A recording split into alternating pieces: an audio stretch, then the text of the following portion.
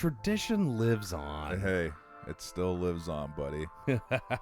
Season 3, and you're still reclined. Well, I'm joining you. I was just going to say, I saw you hitting the old recline Oh, during yeah. the intro music. Goddamn straight I did. Well, I mean, it's an evening.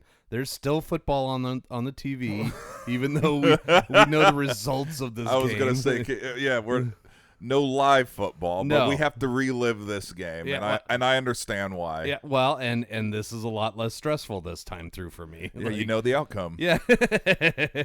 Will they let me bet on this game?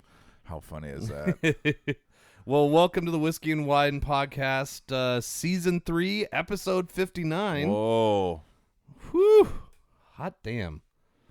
That's a few more than I thought we'd get through. Yeah. We're doing good, buddy. Yeah. Well, we've got we're changing. We're trying to be more consistent with guests because clearly, I think you guys enjoy our dulcet tones, but probably enjoy our guests a little bit more than us.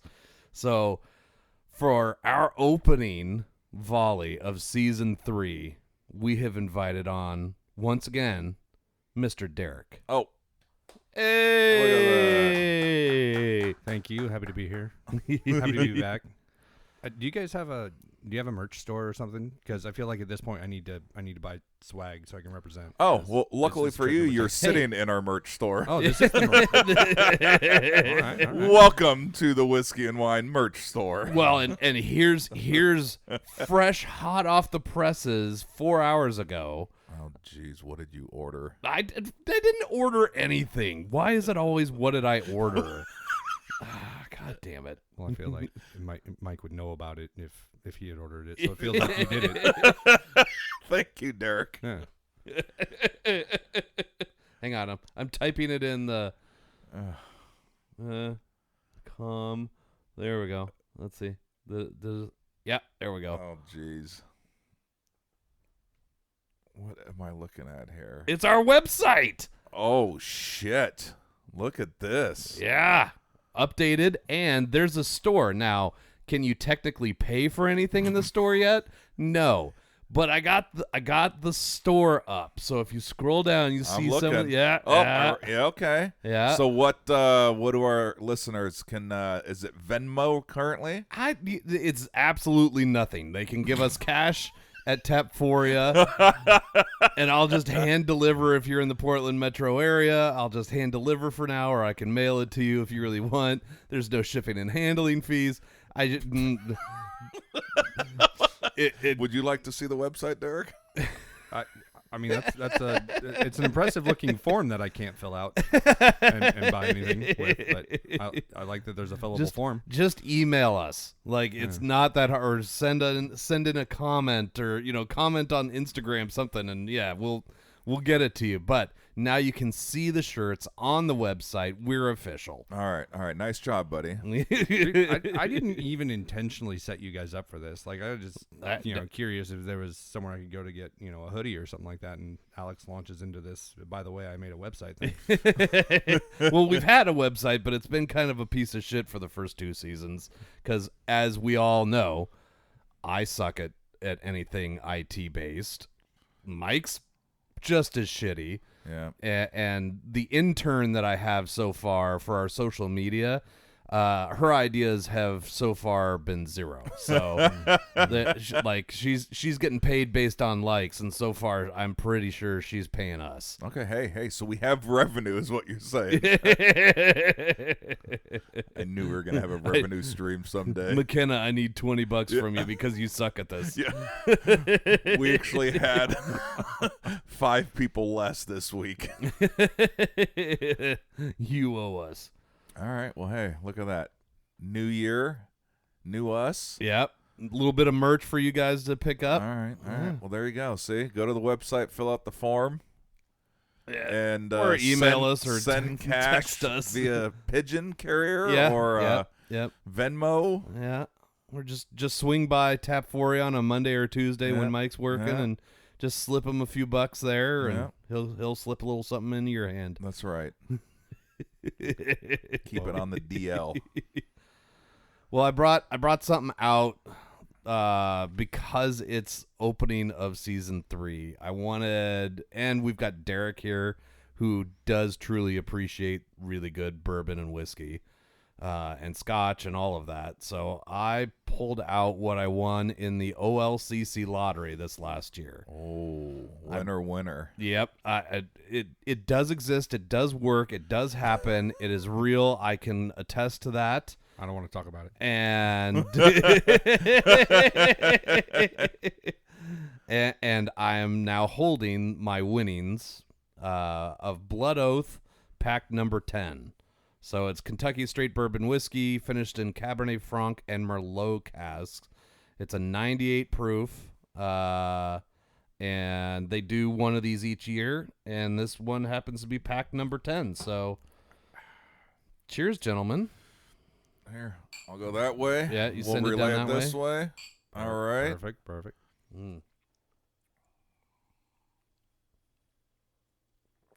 Holy crap.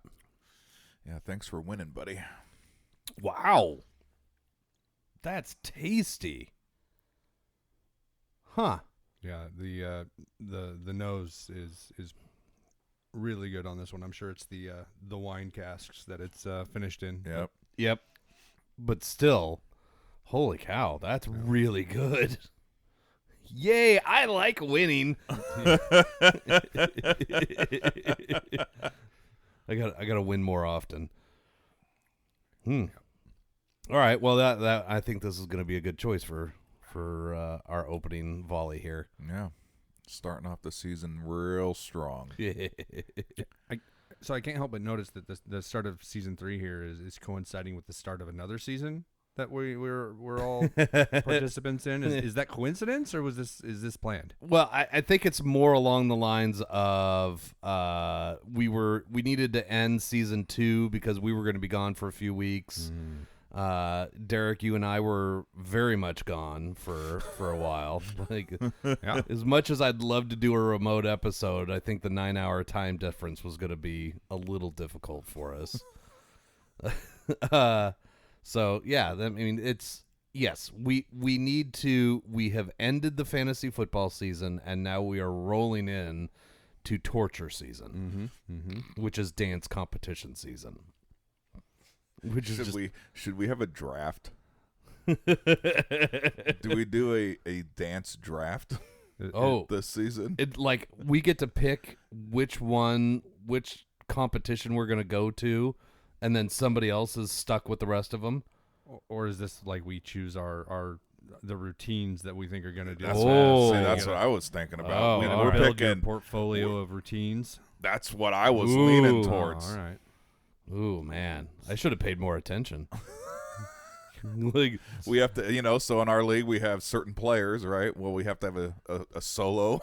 okay, Yeah. in our alright, dance yeah. in our dance league, you gotta have a duo. okay, Gotta have okay. a small group. Okay. Group, all right. A production. I don't know. Yeah, duo trio is the same category, right? Yes. Yeah, Yes. okay. That's Pick our one or- flex. pick one or the That's other. our flex position. All right. Shit. See, they said no more fantasy talk. Yeah, Big you're- Mike's over here, fucking drafting a dance league right now. All right. This'll keep us occupied this weekend. When we're across the street, Could you coming up imagine? with what the rules would be for a fantasy dance draft. Oh my god. And the scoring would be simple, right? Because it would just be points based on placement. Yeah. Yeah. We might be onto something. You'd have to pay attention during awards though, because you'd have to know what Oh man, this is like What an everybody old scored. old school fantasy league. pen Like, and paper. yeah. Yeah. There's no computer. There's no apps. Yeah. I'll bet you we could get Mary to keep track of it for us. Official score. Yeah. That way there's not like, I remember hearing a high platinum on that one. That's, no. My group definitely got a platinum.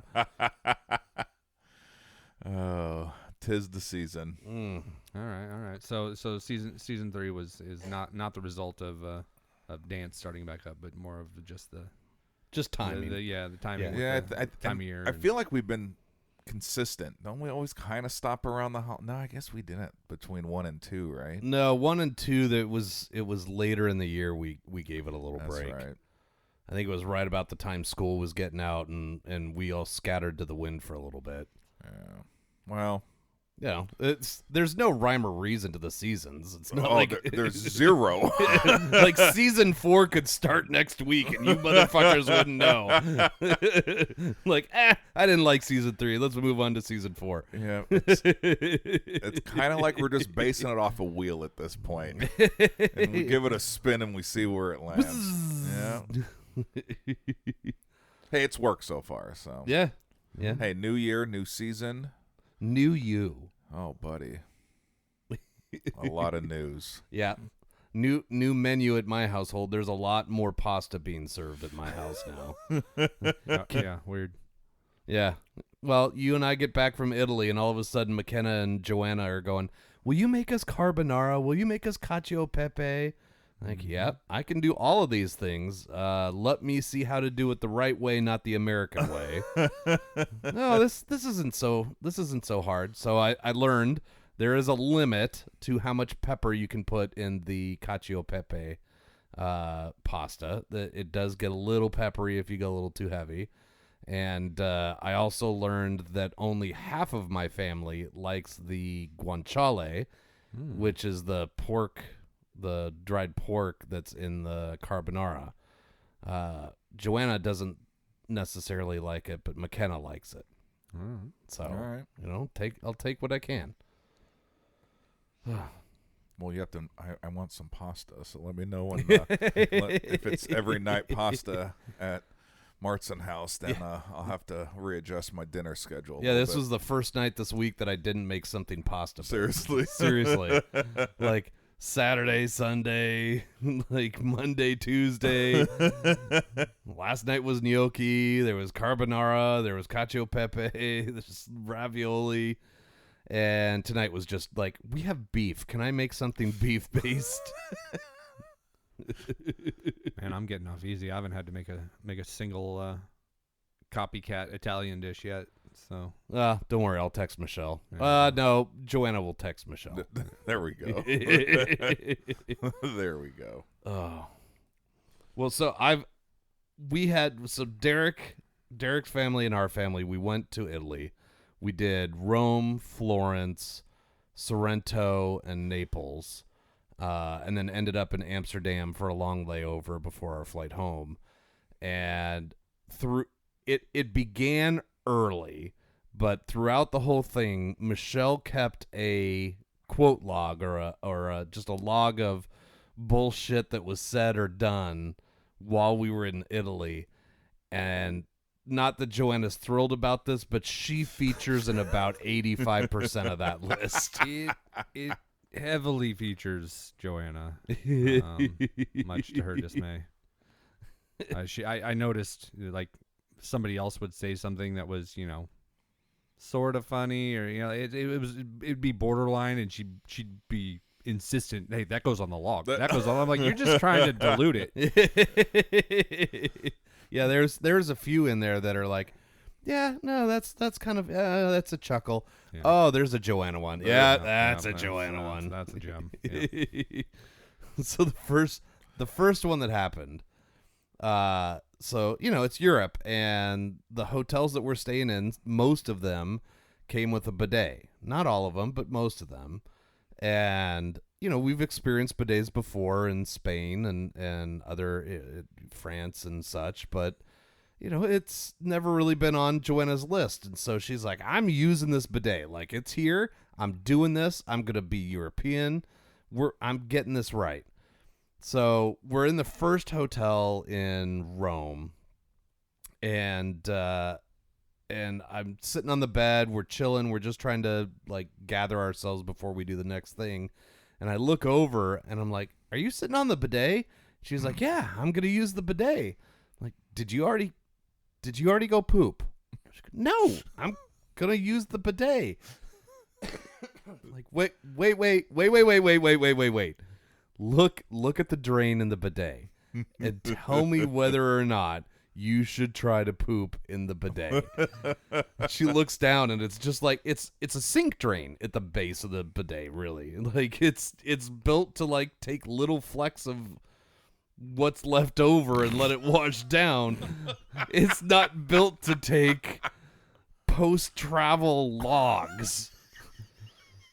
I can't help but think there should have been a disclaimer at the start of this episode. That's every episode. So, Oh, Lord. like, get off the bidet and go sit down on the toilet, then use the bidet. So, said actions are taken.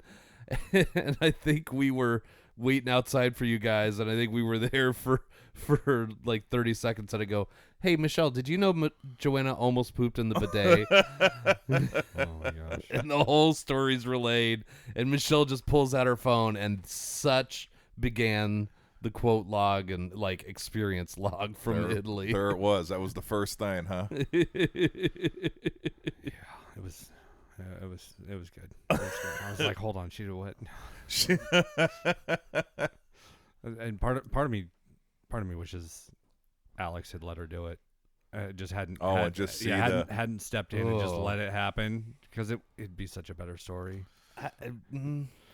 It's already good. Yeah, yes and don't no. Get me wrong, but That would have generated a phone call to the front desk. yeah. No. See, I No. say it as an outsider. I wouldn't have had to deal with any of the aftermath. Absolutely, you know what's going to happen. It's going to be Joanna looking at me going, I can't call the front desk because I can't have them know that I did this. Yeah, you gotta fix Stupid it. Americans. Yeah, you have to fix this situation. Oh, and that grumpy old, I don't know, he wasn't that grumpy, I guess. That old Italian man at that first hotel, yeah, that would have been fun telling him that. I need housekeeping to come in and clean whatever my wife just did to the bidet out. She doesn't understand.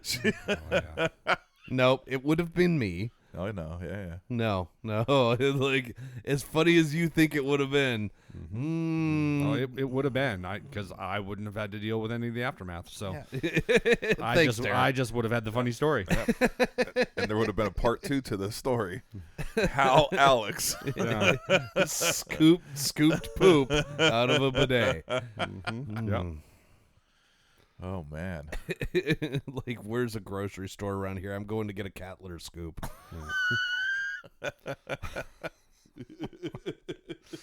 Oh my gosh. There might be a market. We might have to invent like a garbage disposal unit that goes on the base of the bidet. The fuck? Yeah. That sounds dangerous. If I'm dangling anything into a bowl, the last thing I want is a goddamn garbage disposal attached to it. And what the fuck are you eating that you need a garbage disposal for your poop? All that processed American food. Yeah. Oh, man. Well, good. See? Yeah. This was day 1 here? This was day 1. Oh, Yeah. man. Like day 0.5. we landed on, so we took off on the 24th and we landed on Christmas Day in Rome, and then spent essentially a evening and such there, and then took the train up to Florence for the next bit. But yeah, it was day 0.5, and I mean, by the end of that night, we had a good number of quotes already. So, and I mean, it's like I could show you the list. You got to scroll to get through it. It's a good trip so far. Yeah. I got some personal favorites on that list, and that text from you that night was definitely one of them. Joanna just tried to poop in a bidet. You're gonna have to rate the stories at some point on our whiskey scale over here. I was gonna ask that. I was like, do we? Oh. Yeah. I mean, that's damn near a platinum right there. No, yeah. I think it's a platinum only because I didn't have to clean it up. See, yeah. since there wasn't a part 2 to it. Yeah, and again, this is where we differ. Like, Yeah. What's below a silver? oh no, I'm still gonna give it a high gold. Don't get me wrong; it's a good story. I just think it had room to grow. the conclusion wasn't quite up to, Yeah. quite there. Oh, I don't know. I'm gonna say I feel like that fairy tale ended just fine. There you go. It had the perfect outcome for you. Yeah. You caught it in time. Yeah. Ba-dum-bum. What I don't know, Derek. What was the memorable thing for you? Like the next day, when we got to Florence, I think that's the highlight for me was the museum trip. We went to the went to the Accademia in Florence, and that's the home of Michelangelo's sculpture, the David. I remember you guys sent me this photo. I know yes. Yeah, Alex wanted you to know he was there. Yep. I remember. I know where this is going. I'm actually going to pull it up so I can relive it with a visual. Given what time of the day we were there, you probably got that text at like 7 a.m. or something like that, right? Maybe. But we went through the museum, the entire museum, the whole thing, the whole museum, and the David is prominent, very large and prominent, right? It's in a main intersection there, and big, kind of grand ceiling, and so it's noticeable. And we walked around it. There was a guy sitting there. He was sketching it, right? This is a yeah, that's the picture. Yeah, that one right there. I found a penis. Yeah, Alex was so pleased with himself. And I guess we where were we? We were in the bookstore, like at the end of the museum, when they're trying to get you to buy all the tchotchke before they push you out the door. Yeah, and we were talking about what he was holding in his hands, because there was some debate about what it was he was holding on to. People couldn't. They're like, "What is that? Is it a sash? Is it a what is it?" So we were explaining to members of our group there that he was holding on to his sling, right? That was he had the sling in one hand on his shoulder, and then holding on to the other end of it with the hand down by his hip, and he's also got like a stone or whatever in his hand, and it's like, well, that's the sling he used to slay Goliath, and Joanna's just like, wait, it's that David? and I guess I wouldn't expect everyone to know, what Michelangelo's sculpture of the David, is like. Yeah. But I feel like if you're going there, you might look into it. Like, oh, hey, we're gonna go see this famous thing. What's this famous thing about, right? Nope. That was the thing about Joanna. Like, she went into this whole Italy trip just cold turkey. Like, she was not looking. And she's just like, oh, it's that David in the middle of the museum bookstore. And Michelle and I are like, yes, it's that David and Goliath, right? Like, welcome to Italy. Glad you could join us. So all like. For days we were just like, oh, it's that David? In fact, our text string was named "It's that David." It's that David. And then it was "David has a nice crack." Yeah, Alex. I was proud of that dad joke that he was very proud of. Yeah. Hannah is walking behind, and I go, Hannah, look at that. There's a crack in the statue, and she looks up, and then I just start giggling, and she's like, "Oh God, it's a dad joke, isn't it?" Like, yep. I'll be here all trip. Oh, I was so proud. I had to fly 9 time zones away for that joke, but it was fucking worth it. Yeah. All right. Yeah. I think it's that David was up there too. Yeah. Oh God. So I don't know many of these stories. I heard a few the other day, and I had some of the text messages, but I do have a question. I really hope where were you guys at with that wonderful dinner plate that you sent a picture of? Oh yeah. It might be. I feel like it's a few days away because I did get that 4 or 5 days after the David photo, so I might be skipping your story. So you can answer that later if you want. But No. I really hope. You got the gist of the David story. Yeah. But as you were explaining a story, I came across the photos. I'm scrolling. I'm like, oh, geez, there's the Mother Ginger statue. Keep going. Yeah, found the bearded. And then I was like, oh, that's right. New dinner plates. I was like, I hope they sold those at the gift shop. The best part about that is Derek's line of like when you're serving somebody dinner on that plate and they get to the bottom and that's what's on that's the design on the plate. Every time I use those, man, I would just be sitting there watching other people eat, just waiting for them to get to the bottom of that plate and uncover the picture. Just be like, "Are you gonna eat your food?" "No, I'm not hungry. I'm just here for the entertainment." It's like, great people watching. Oh God! So the plate that we're describing, and I'll put the picture up on socials. So we were in the museum in Naples that houses a lot of the stuff that they took out of Herculaneum and Pompeii, and unbeknownst to everybody in our group, apparently they were very open with a lot of the sexuality back in these Roman times. Like I knew they were a little open, but some of this stuff, like there are pedestals with just giant stone dicks carved into them.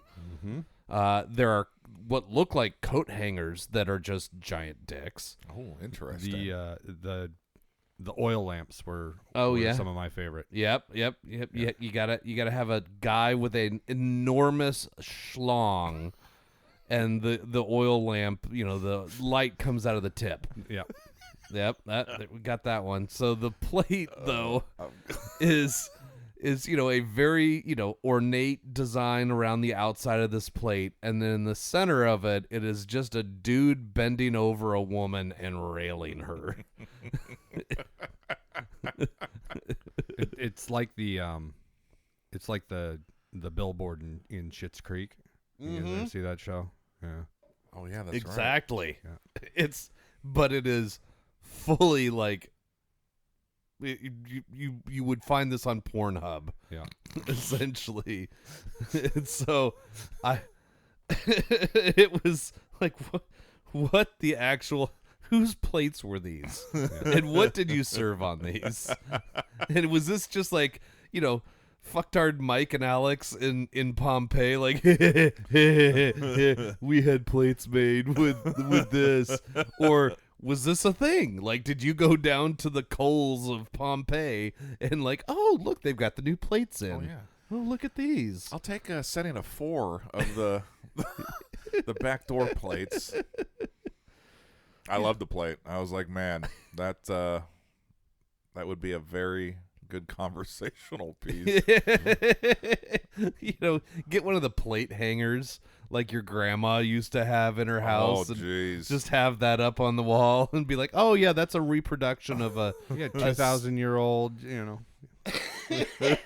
Roman artifact. Really, this is history. There was a lovely painting of this guy and his wife, and he's just copping a feel on her naked boob. I mean, weird. Yeah. And all sorts of stuff that artistically I appreciated. Yeah. Well, we're looking at the map for the museum, right? Like you walk in and it's a QR code that you can scan on your phone, and then you've got the map while you're wandering through the museum, and it's like everything's labeled with what's in it, and it's like, oh, here's the Pompeii artifacts. Oh, here's the whatever it was, and one of the little side wings was called the secret room. Yeah. Like, oh, what's in the secret room? So we get up there, and it's all of this. It's just like, there's a painting of the Pan or whatever the goat god is, having his way with a maiden. Goat. Oh, and then the one with the goat. Yeah, the goat god having his way with a goat too. Like, wow. You imagine if you're the guy excavating Pompeii and you're like, The fuck is wrong with Yeah, you? what did you find today, Joe? You're never gonna believe it. Here's a fresco of a dude banging a goat. We found the bestiality section of the kitchen. Like, should we maybe dig in a different part of the town? I'm starting to feel like there's a trend over Yeah, here. why don't we just skip this little section? This is the red light district of Pompeii. Oh God, it was beautiful. watching especially Hannah and McKenna turning bright red, walking through this room, like trying not to look at it but staring at it at the same time. Yeah.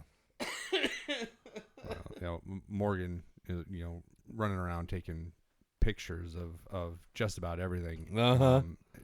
She had a friend at school who spent a year with his family in France.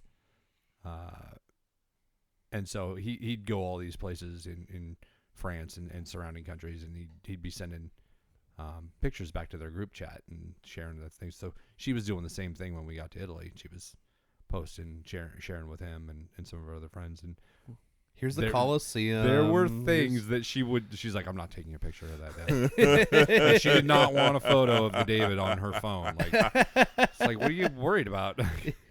Oh, I mean, Hannah took a picture covering Oh yeah. his nakedness. Oh, seriously? Yeah, Michelle was like holding the phone up, taking a picture of it, and Hannah slid her hand in and covered up his. That's freaking awesome. Like, nobody needs to see that. Like, what? Yeah. Michelle has a tendency to take photos from our trips and stuff like that and turn them into like the next year's calendar. Oh, yeah. That hangs on the wall in the house, and I'm hoping that picture of Hannah sliding her hand in front of the camera, covering up the David's genitalia, shows up on the family calendar at some point. You're like, and this defines a lot. Yeah, it's a good memory there. Well, and then we found the apron when we were walking around in Rome. Oh yeah. The They have made an apron of like just David's body, and so you can put it on, and you've got David's body with his, his junk there. Yeah. Well, you move that one aside, and then they've got David XXL, and they have replaced David's genitalia with a fucking forearm. Yeah. Like, it's enormous, and I regret not buying it for €8 just for the shock value, because I can find the regular one, God. but I can't find that XXL one, which would that's the limited edition you have to buy there. Oh, that's freaking hilarious. Yeah, I could see you out in the backyard this summer sporting that apron there, especially at the barbecue. when your wife is like floating in the pool. Yeah. And she and my wife are texting me to bring things, and I walk down in that apron with a new bottle of Prosecco or something. Like, there you go. Yep. Hey, my eyes are up here. That's my right. eyes are up here. That's right. Focus, ladies, up here. All right, should we take a little break? Yeah, I need to start searching the internet for that apron.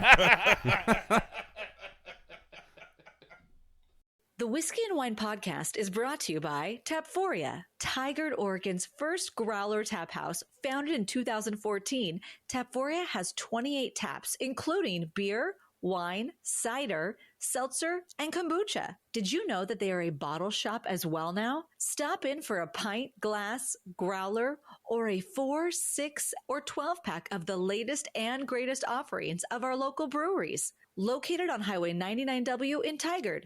Visit tapforia.com and follow them on social media to see what they have on tap each day. Tapforia, craft beer and wines.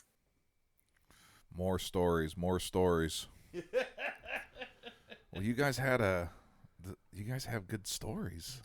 I want to hear about the trip. Yeah, I'm just worried about how many Joanna stories we can. Oh, yeah, we we tell can't. before I feel we're in trouble. Well, Or are we already there? Well, I don't- look, you're assuming she's going to listen. Okay, there is that. all right. But you led with she tried to poop in a bidet story. No, that was a strong lead-in. Yeah, like I was like, holy shit, this is number one on the list. Well, I mean, it was the first night. Yeah. And then day 2 in Florence was it's that David. Yep. And then day 3 in Florence, we had reservations to climb the Duomo.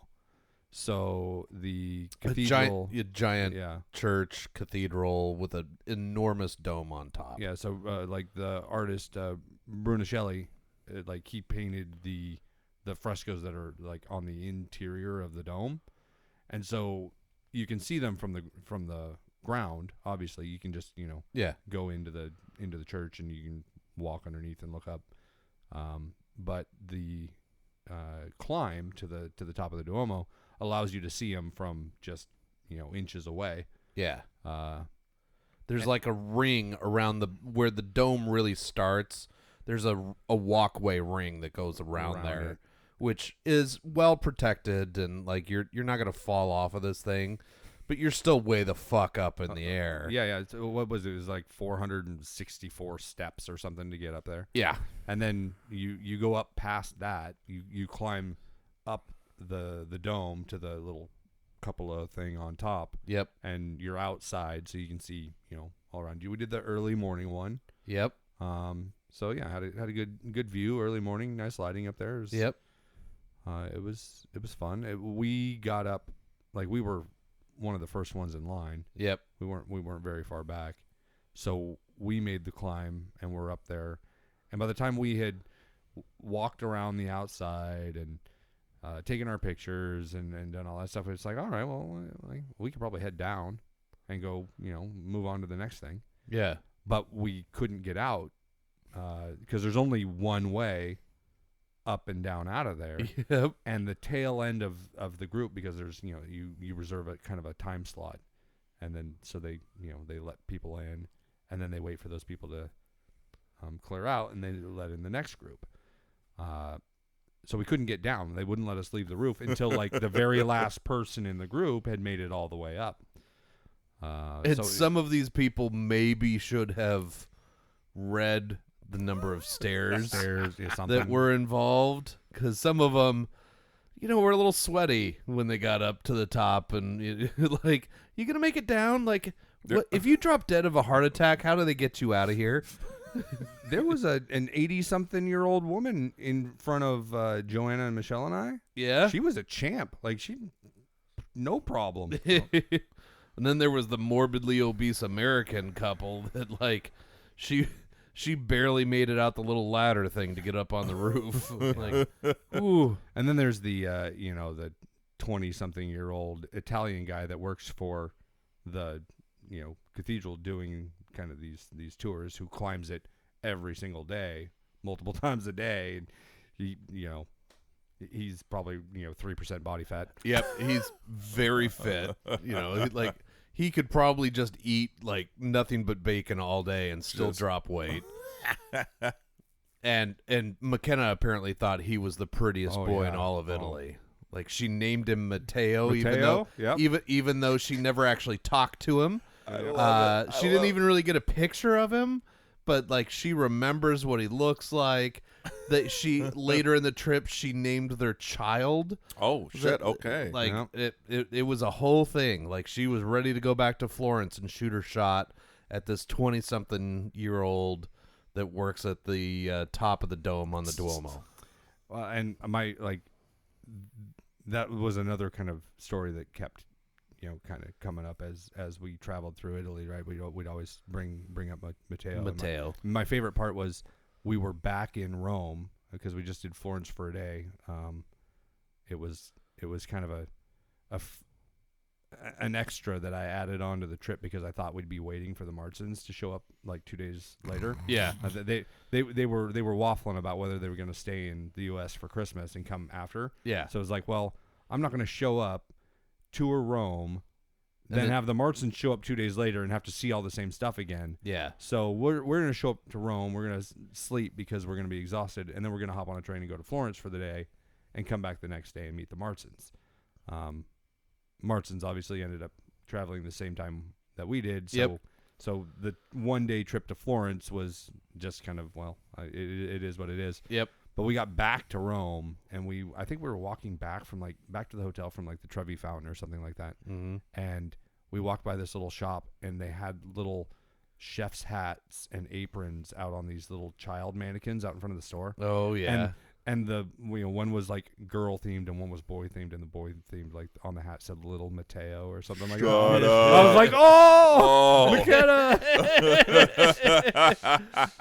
You could get this for your little baby. Please tell me someone got a picture of this Mateo. No. No one? Nobody got a picture. He took a picture of the Martsons. Yeah. Yeah, So his fingerprints are on my phone. You know, we can track him down. Can we figure out his real name? Oh, that's funny. Yeah, sir. If you're listening in Italy and you're a 20-something-year-old that Might be named Mateo. and you work on the Dome of the Duomo, send us a message. We'll hook you up. Because I'm okay with her having a boyfriend in Italy because that's nice and safe distance. That's what you say. You say that Mateo, He's emailed perfect. the podcast. Yeah. Yeah. So the kind of continuation of the story, the trip back down the stairs of the Duomo. Once everyone got up and they finally released us to start climbing back down, we're halfway down. You're in this solid stone spiral staircase. How long has this taken? Just for Up was probably a good 20 minutes. Okay, all right. Yeah, maybe. I mean, Okay. there was a couple of stops along the way. Like you Yep. stop. There's some statues, part way up. There's the kind of the half lap you do around the Dome. circumference of the dome, the underside, so that you can see the frescoes and but yeah, so 15, 20 minute climb. All right. So we're walking back down, and yeah, you're in this stone spiral staircase that was made for people who are not 6'2", 240 on average, right? Like much smaller people. And Joanna just had knee surgery, right? Like right before we left. So what was she on? Like 2 weeks? Yeah. 10 days, something like that. Yeah. Like she'd had knee surgery, Yep. and here she is walking 20,000 steps, plus a day. Uh-huh. And granted, we're only on day 3 at this point, or 2.5, or whatever we want to call it. And her and Michelle are talking on the way down because, like, just this repeatedly walking down stairs, it's like, this can't be good for her knee. And Joanna's like, I talked to my, doctor. He said everything was fine. I told him I was going to Italy, and if he doesn't know what I'm doing here, then he's an idiot. And like, just without catching myself, I was just like, yeah, okay, David. Like you're calling your doctor an idiot. You're the one who tried to poop in the bidet. And I think it was just like the jet lag. Like I was so tired, and I just started laughing. Like I cracked myself up at that point, and I'm in this narrow ass spiral staircase trying to get down. I just had to stop because I was laughing so hard that I had tears in my eyes.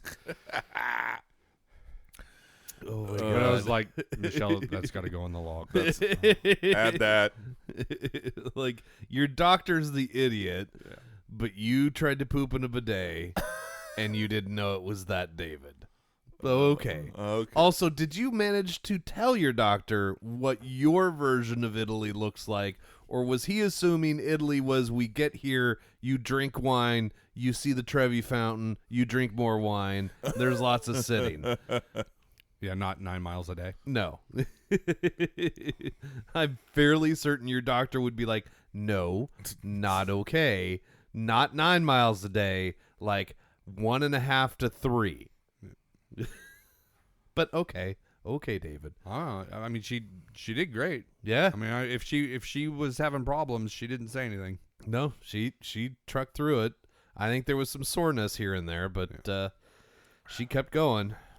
Yeah, but I mean, part of that might have just been that it'd been 10 days since knee surgery, and I'm sure she wasn't completely done with getting rid of the swelling and stuff like that. Yeah. How much had she been resting before we went, and then Yeah, suddenly, right. here you go, 25,000 steps. By the way, you're gonna climb 45 flights of stairs this morning.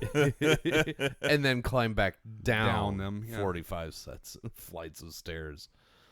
Oh. Yeah, we went to Spain 6 years ago together, just the adults, no kids, and we got done with the trip, and we sat down and had dinner, like I don't know, a week later or so, whenever it was we got back, and did it like a ranking. We like, hey, this is how we felt about the cost of the trip. This is how we felt about the country itself, like this is how we felt. Like we had city by city, 3 or 4 different things. Which city was our favorite, and then kind of gave it an overall score. Yeah. So like we still need to do something similar for Italy. We did kind of an overall when we were sitting at the dinner table in Amsterdam. Yeah. On the last night before our flight home, and I think we differ, between the Martins and the Weavers on what maybe our favorite city was, but Florence for me was at the top of my list, and I'm a little bummed that because it was just kind of an extra that we weren't planning on doing, and we only had scheduled the one night. I was like, I could have happily spent a few more days here and axed like Naples off of the list entirely, right? And used, but we don't know. Like Florence. Before you go, you don't know, right? Yeah, and you read things on the internet, or somebody else who's made the trip, but everyone's got different tastes. Yeah, different, until you see it yourself. Yeah. Like you can base it on other people's opinions all you want, but until you see Naples was basically like Portland. Like there was a lot of graffiti. Man, I think you did Portland dirty with that comment, because I know Portland's a little rougher these days than it has been in past years, but all right, Naples was rough. Was rough. Really, it was rough, and you can see that they're not like. So most of the places that we went, they're taking care of the streets. They're, the cobblestones are cleaned up. The cobblestones in Naples were the slickest goddamn things on the whole trip. And so Joanna didn't exactly take the best shoes to go walking around in. She took shoes that look really pretty, but maybe the rubber isn't really built for walking on wet surfaces. It's more built for walking on carpet and nice wood surfaces. So she's slipping all over the place, no matter where we are. Rome, but Naples was the worst. And so she finally figured out that her pretty little Tory Burch shoes were like the rubber compound's just fucking wrong. And so she finally stopped wearing them, and she was actually able to stay vertical the whole time. Like, she physically went down one point in Rome. Yeah. Like, we were walking to dinner, and she hit a wet part, and she turtled herself. Like, she went down, and then she, like, rolled over, and, like, her arms are up in the air and everything else. And this whole square sees her go down. And, a nice old Italian man comes over and helps scoop her up, and I'm helping getting her up off the ground. And like, yeah, you damn near blew your knee out because you wanted to wear your pretty shoes. I missed the whole thing. I was in the front. Yeah. Like, the entire trip, I found myself kind of near the front, and there's 8 of us, and so we're this long, spread out like mother duck and her ducklings. It looks like everywhere we kindergarten go. walking. Yeah, somewhere. right. We needed a rope. Yeah, we just needed a rope. But yeah, Morgan and I, like, you have a speed. Yeah, and we had a destination in mind too. It's not like we were just out just wandering around. So I was walking fairly briskly. Yeah, and I know enough to stop and look behind me every once in a while, make sure, okay, do we still have everybody? And I had looked, and everything was fine. And we get through this square, and I turn down a side street, and I get a few steps down the side street, and I'm like, all right, let's look behind me here and make sure everybody makes the corner. And there's just nobody. It's Morgan and I. And I'm like, where's the rest of them? So I peek my head back around the corner. Still can't see anybody. So Morgan and I walk all the way back to the piazza, and there's everybody. And suddenly I fell. I slipped, and you didn't stop, and what the hell happened? And it was just like there's a little water fountain in the middle of this piazza, and it just leaks enough that all the stones around it are wet. Yeah, like a 6-foot radius or something. It didn't rain at all until we got to Naples towards the end. Yeah. And so it was like the one bit of wet stone that she could find, she found, and she went down. Yeah. But that's the same bit where like so my high proof opinion for this week is the fucking gypsies.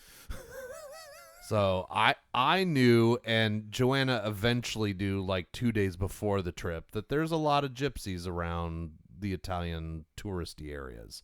Like you get into some of the quieter areas, there's not a lot, but you get into some of these touristy areas and there's different kinds of gypsies. Some of them are just begging. Some of them are, trying to sell you a cheap piece of crap or, a light up fly toy or whatever it is. Or in Florence, there's all these guys that line the bridge. Yeah. And they know that like everything that they're selling is tied down to a piece of cardboard. And so as soon as the cops start walking down the street, they just like pick up the whole cardboard thing and they start booking the other direction. And they just go like 2 streets down and then they duck into an alleyway.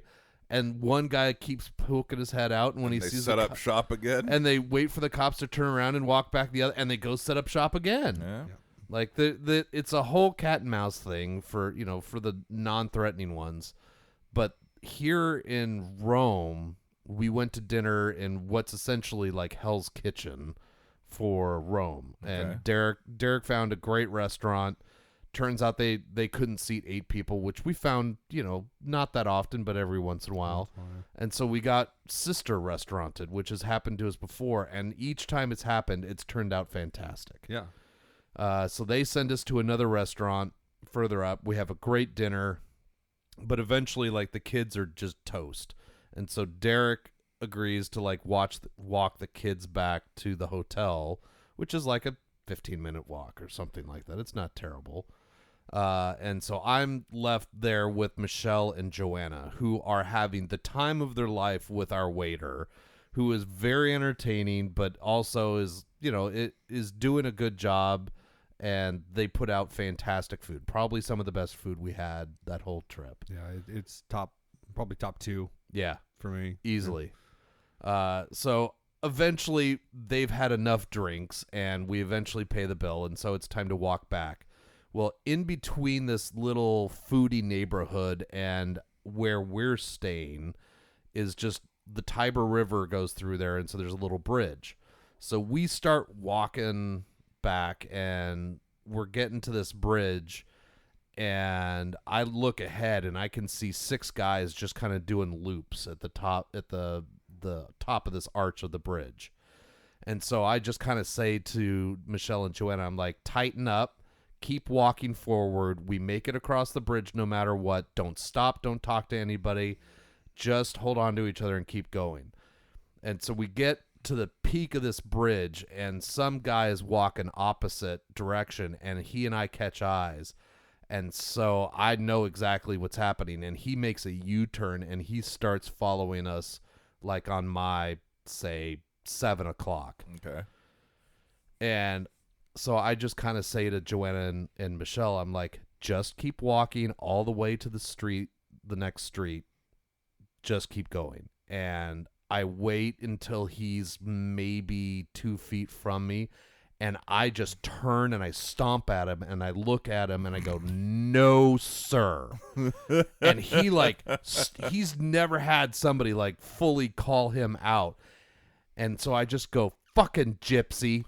And he's like, gypsy? No, not gypsy. No. And he fucks off, and he and his buddies all like gather back up. And I'm thinking, all right, so if I didn't have fucktard 1 and 2 with me, who absolutely have no clue about what just happened, I would probably walk back across that bridge, grab those 2 cops that are on the other side, and drag them up to the bridge and just point at that dude and say, I saw him with a big fucking knife, and ruin their night.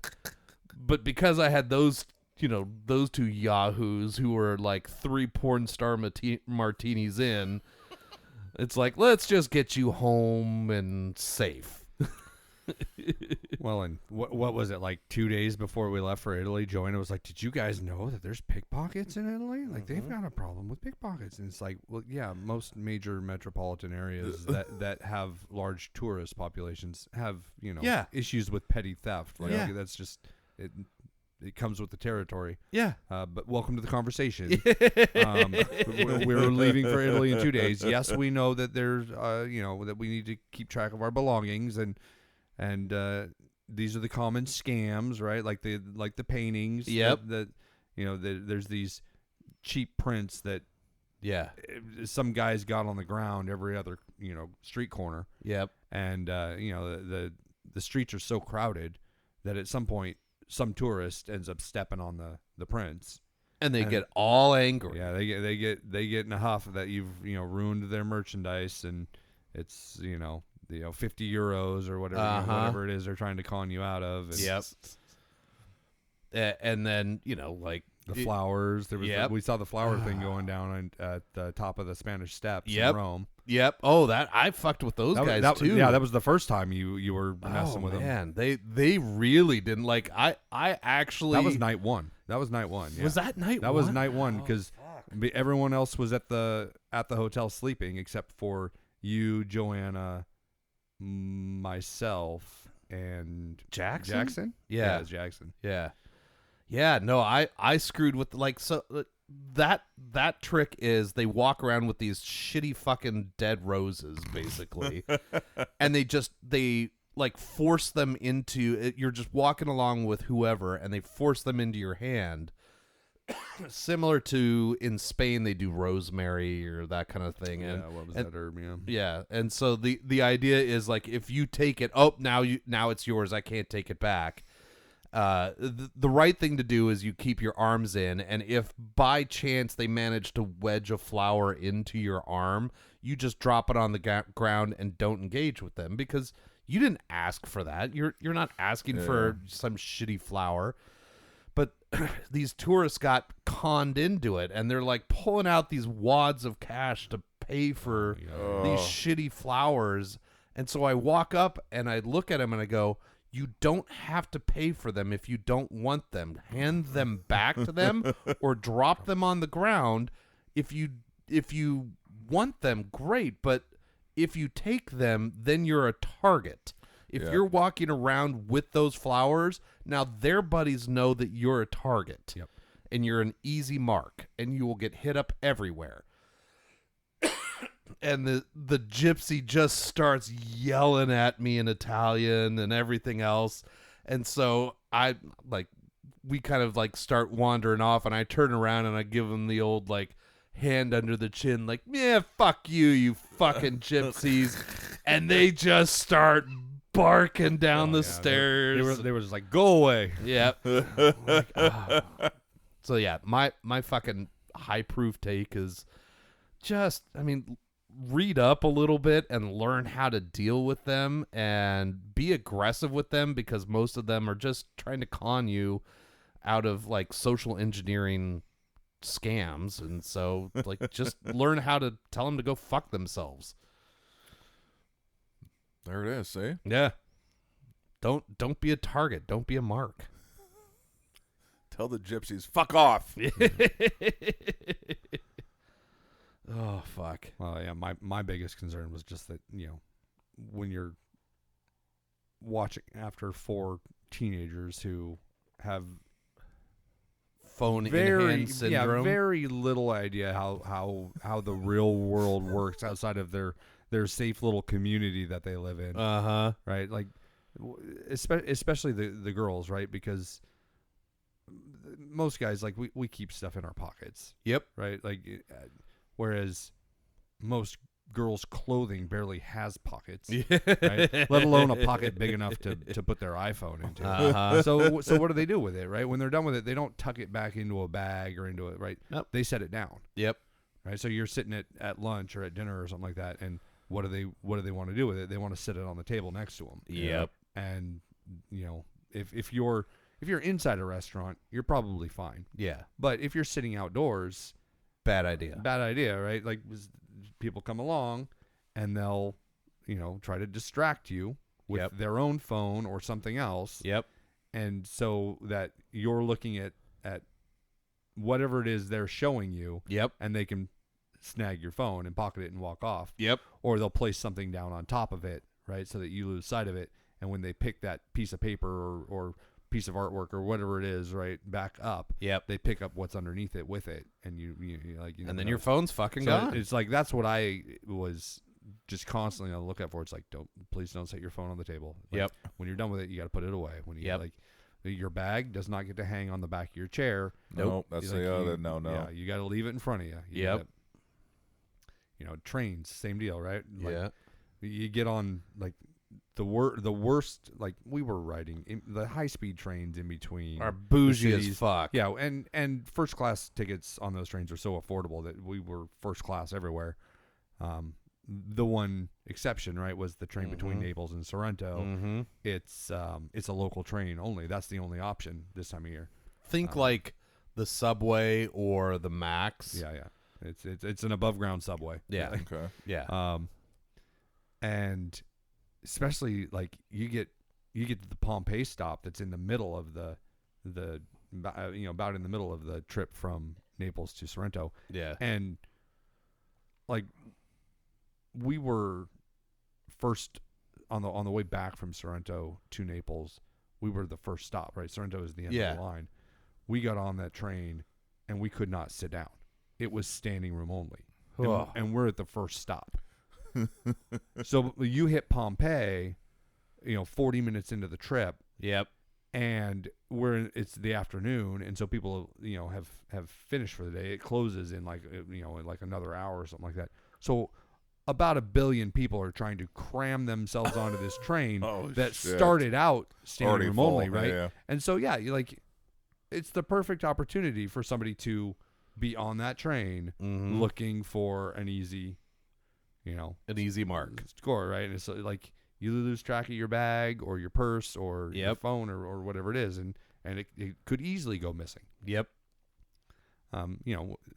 Other than just those common gypsy, scams that were going on, like we didn't have any trouble, but no.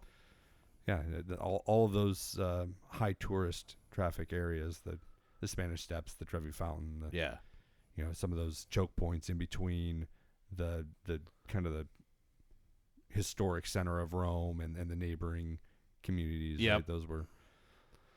Yeah, the bridge over towards the Vatican and that. You could, no matter where you are, you can see that there's an issue there. But if you're paying attention and you're like moderately competent, I think you're okay to get through that kind of a thing. It's just like the problem is that there's enough tourists of all nationalities that go through these places that are not cognizant of this thing that it is worthwhile for them to keep trying to do this stuff. Just like any scam, right? Yeah. Statistically, it's just numbers. Yeah. You have that many people, they're going to find someone. Yep. And to be fair, at no point did I feel unsafe. No. At any of the places we went in Italy. Like it wasn't. The most unsafe I felt was walking across that bridge with the ladies. But those two, yeah. But like if it had been the 8 of us with you there too, I would have felt fine because that's an easy like you and I can take out any one of those 5'2", fucktards. Like yeah, and they were there, like they were on the bridge when I crossed with the kids. yeah. But they were just camped out on the side of the bridge, like they were just leaning against the rail, like goofing off amongst themselves. Yeah, they weren't doing anything. They're waiting for the drunks to come back from the bars. So yeah, I walked the same path, past the same people, had a completely different experience. Yeah. But yeah, I didn't feel any different in Rome or Naples than I did in New York when we went there in the previous year. Yeah. Or in any of the cities in Spain or any of that. Like it's all just a manageable risk. Yeah. Like or if you're in Portland, after a Blazer game, same thing. Manageable risk. Yeah. It's just that it's a lot more inconvenient if somebody snags your phone in Rome than if they do it in Portland. Portland, yeah. Yeah, the language barrier, right? Yeah. Poses a problem, and replacement of a phone. Like there's not a Verizon store in Piazza Navona. Yeah, no. Unfortunately, so but you can get a donut the size of your face. Yeah, you can. Holy shit. I'm not kidding. that goddamn big around. Oh, donuts. It was enormous. I can't believe Michelle never got one. I know. I still can't believe. Like, we stayed there 3 nights. I can't believe somebody didn't buy one of those donuts. No one. The kids. Nobody bought one. Nobody. Oh, Nobody bought one. man. I think we just looked at it, and I mean, we're eating such good food while we're there. Like, everything is so fresh and so wonderful. And then you look at this enormous fried donut, and you're like, I don't think I need that right now. I don't need those calories. Yeah, that was true. Every time we were walking by him, we were either on our way to eat or on our way back from eating. Yeah. So it was never, It was not an option. no. Well, what did you guys think of Blood Oath Pack number 10? I'm a fan. Yeah. I'm super easy drinker. I'm on glass number 2. Yeah. I think we all are. Yeah.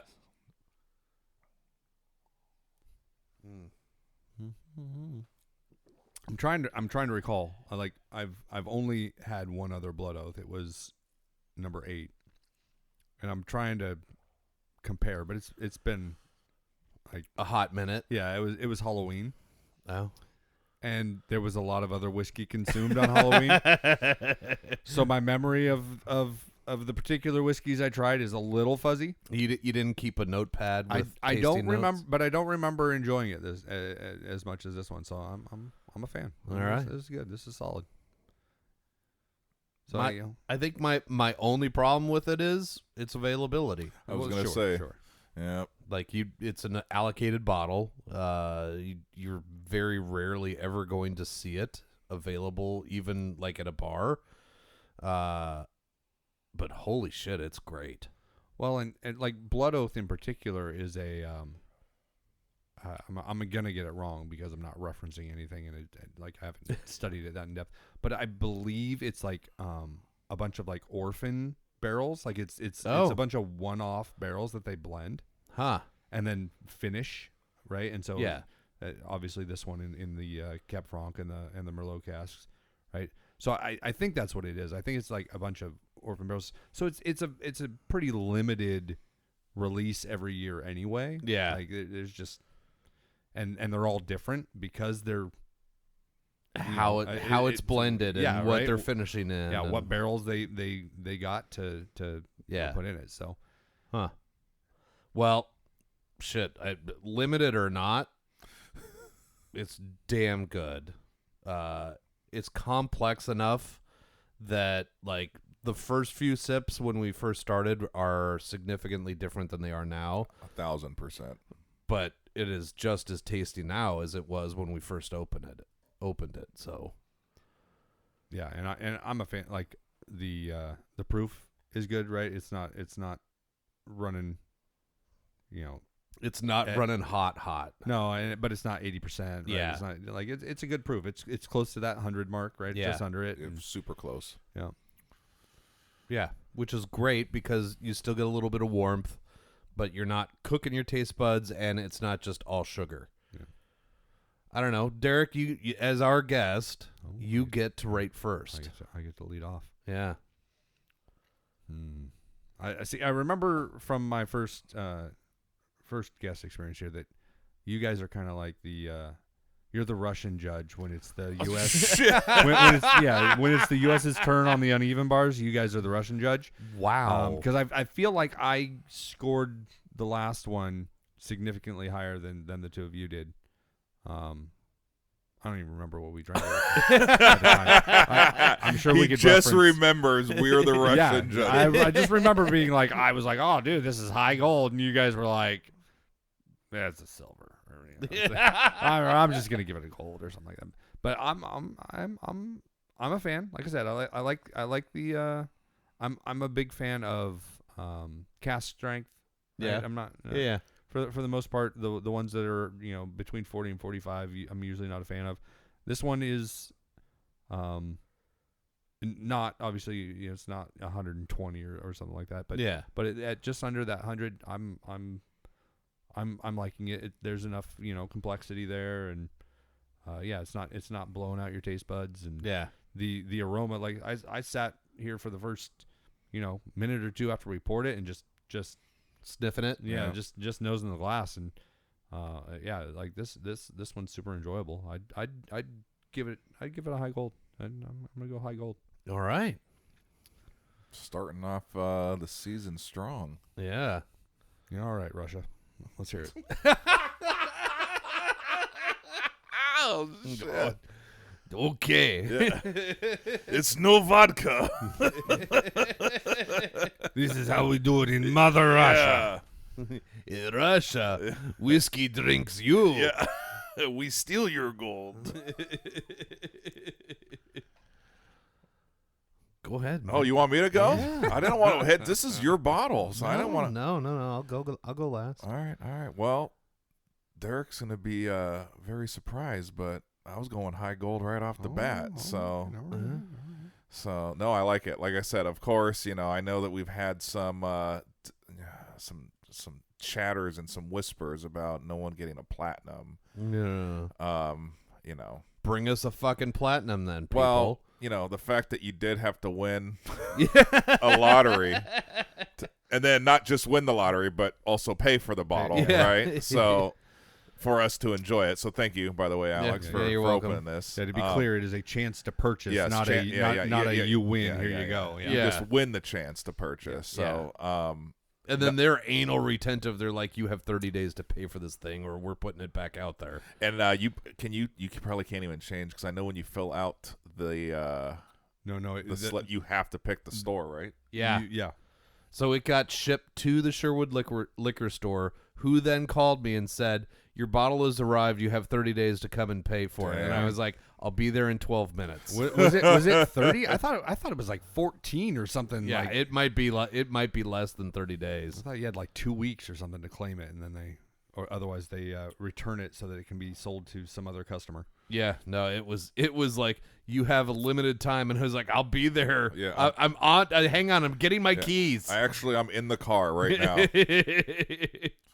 No, very good bottle. I'm glad that you had the chance to purchase this. I am too. Thank you for opening it, and I'm gonna second up Derek's high gold with another high gold, and I'm gonna follow suit. It's absolutely a platinum if you could find this on a day-to-day basis, and just pay retail for it, because it's not overly expensive.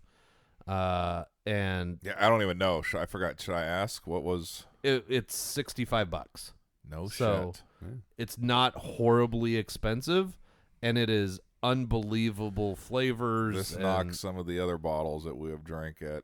Oh yeah, at and around that out of the park. Yeah, so, absolutely. But you just can't fucking find it. Yeah, you can't go just roll into a liquor store and buy it off the shelf. So I mean, shit, you can barely find it online. That's the problem. Like, there are so few bottles out there that it's a one of those things where most people won't ever see it. So I'm giving it a high gold just because it's so fantastic in flavor and everything else. A unanimous high gold. Look at this. Yeah.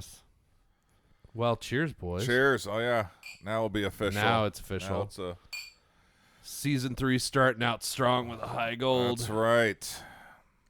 I guess all downhill from here. Yeah, I guess we'll have to get something in a plastic bottle in a liter. Get our first silver. Oh, that's good. Your first silver. So you haven't done the mellow corn? Is that what you're telling me? Oh, is that controversial? Oh, that's fighting words right there. Who's the fan? Is it you, Mike? Are you? No. No. I mean, I don't hate it, but it's not a daily drinker. You guys.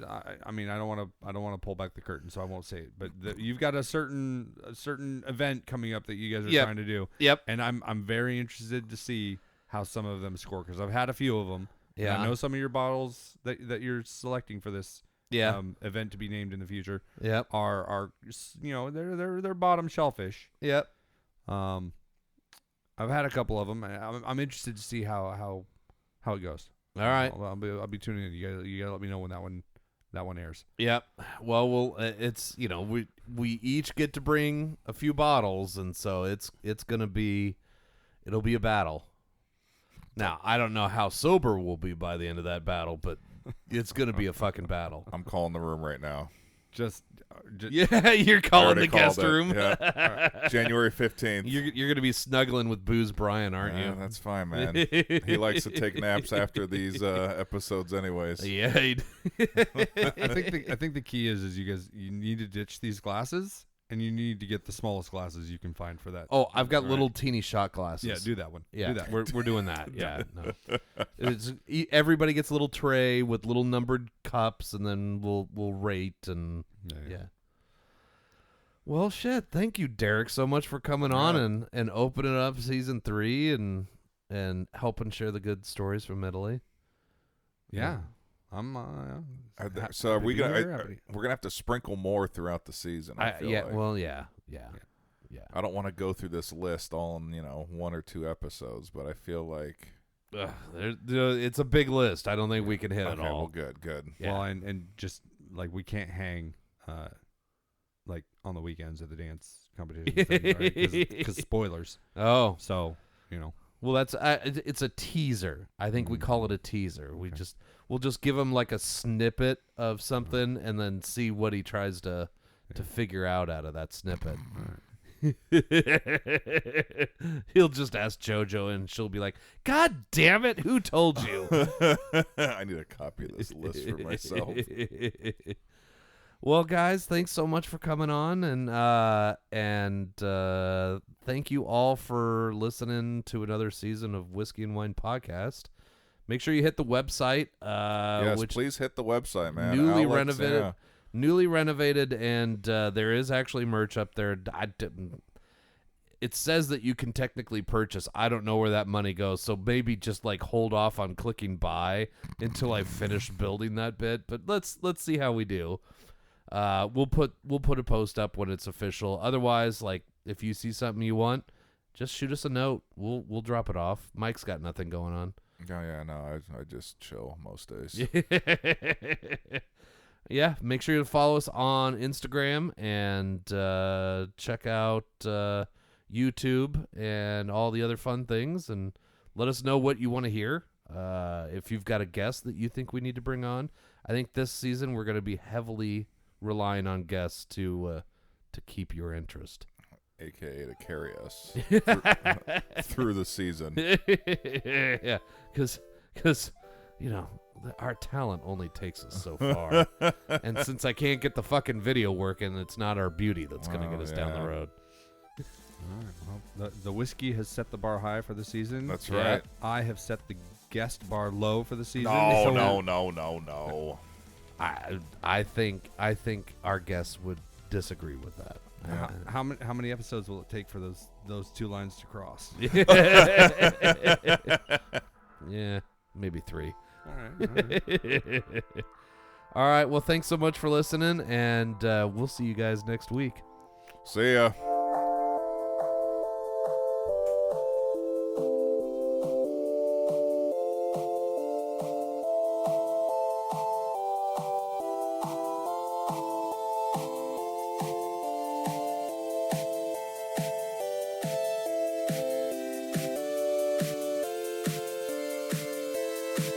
This episode of the Whiskey and Wine Podcast is sponsored by Portland Party Bus, Portland's original party bus company, where the ride becomes the party. PDX Party Bus pricing is all inclusive. This means all the hourly rates include all fees and mileage. No surprise charges at the end of your party, just professional staff and a party all along the way. Visit them at pdxpartybus.com and plan your next wine tasting, birthday party, or just a great weekend. pdxpartybus.com.